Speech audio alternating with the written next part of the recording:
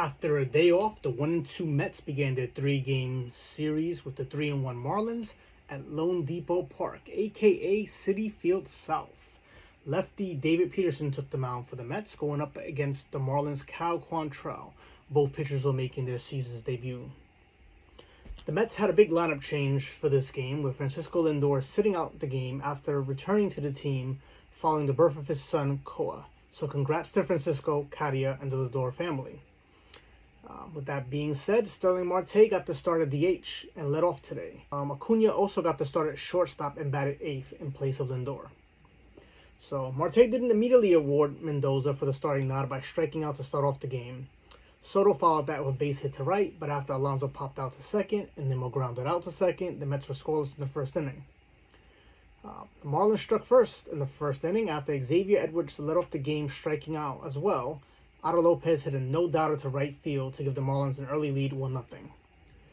Peterson shook that off and struck out the next two batters to strike out the side the first inning. Mark Vientos led off the second inning for the Mets with a double to left field, but was stranded. The Marlins started off the bottom of the second with back-to-back walks, but after Liam Hicks laid down a sac bunt, moving runners to second and third, Peterson struck out the next two batters to leave the inning unscathed. With one out on the top of the third, Starling Marte rewarded Mendoza this time with a home run to left center field to get the Mets on the board and to tie the game at 1. Peterson struck out two more Marlins in the bottom of the third for a total of 7 out of the first 9 outs of the game, retired by strikeout. Peterson got in a little bit of a jam in the bottom of the fourth after a leadoff walk to Derek Hill. Jonah Bride flew out to Soto in right field. Dane Myers then lined a single to center field.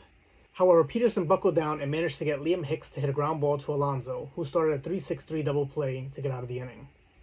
In the top of the fifth, Luis Angel Acuna singled to lead off, and Jose Siri followed with a line drive double to right field, scoring Acuna to give the Mets a 2-1 lead. After Marte was hit yet again, Juan Soto was pitched carefully and walked. This brought up Pete Alonso with the bases loaded, 1 out, and Miami brought their infield in, hoping for a play at the plate.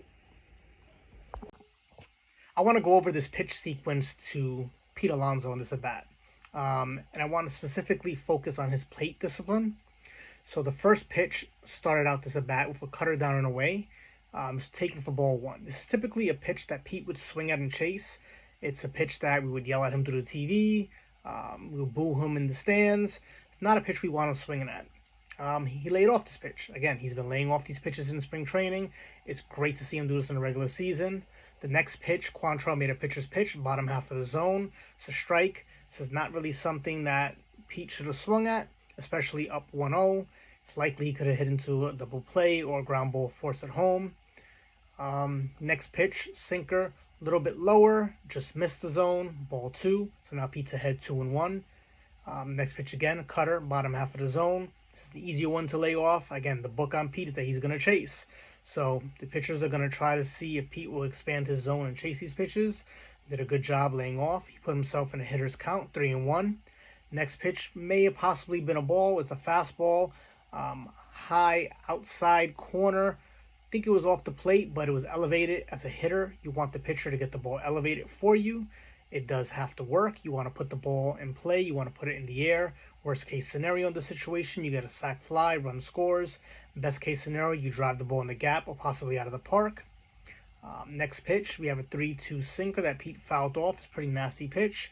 Wasn't much he was going to do with it. Fouling off is the best case scenario. And then Pete put himself in the position. He got a 94-mile-an-hour fastball, thigh high outside corner. He took it the other way, drove it opposite field, grand slam right center field, and Citi Field South went wild. Brandon Nimmo lined out to left field for the first out of the inning, but Mark Vientos walked, and that was followed by Luis Torrens hitting a fly ball that Derek Hill leapt, hit his glove, and went right over the fence for a home run, so it was a glove-aided home run. After umpire review, the call was upheld, and the Mets had an 8-1 lead at this point. Brett Beatty followed that with a double to left, but Acuna flew out to center, and Surrey grounded out to end the inning.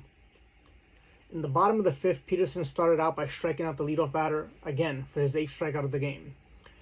Graham Pauley doubled, but Xavier Edwards hit a comebacker that Peterson caught Pauley in no man's land for a 1-4-5 fielder's choice for the second out of the inning. Otto Lopez lined out to Brady to end the inning. Sterling Marte led off the sixth inning and was hit yet again, but erased this time when Soto hit into a double play. Pete Alonso walked, laying off 4 of the 5 pitches out of the strike zone, and scored on Brandon Nimble's first home run of the season, a 2-run homer to center field to give the Mets a 10-1 lead. The Marlins struck back in the bottom of the 6th when Eric Wagaman hit a bomb to left center field, but that'll be all the Marlins would get that inning, and the inning ended with Peterson's 9th and final strikeout of the game. Huascar Brazaban, the former Marlin, took over for Peterson in the 7th and pitched a scoreless 7th and 8th inning. Danny Young got the ball in the 9th and gave up a walk and back-to-back hits with 2 outs to play the run and give the Marlins their 3rd and final run of the game.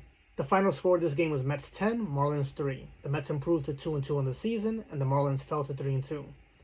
David Peterson picked up the win going 6 innings. He gave up 2 earned runs on the 2 solo home runs, 5 hits. He walked 3 and struck out 9.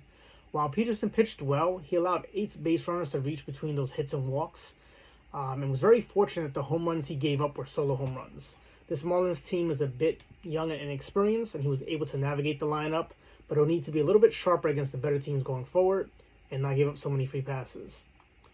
The Mets this game went deep 4 times, with Marte, Alonso, Torrens, and Nimmo each getting their first home runs of the season. And of course, Alonso's was the biggest one, a grand slam opposite field after Soto was walked to load the bases and made the Marlins pay. Great game overall. It was nice to see the bats come alive. Hopefully those fans that were on the ledge have come off. I was preaching patience in my last video. It's a very long season. It was only 3 games. But at the same point, it's only 1 game today. This is what the Mets are capable to do offensively.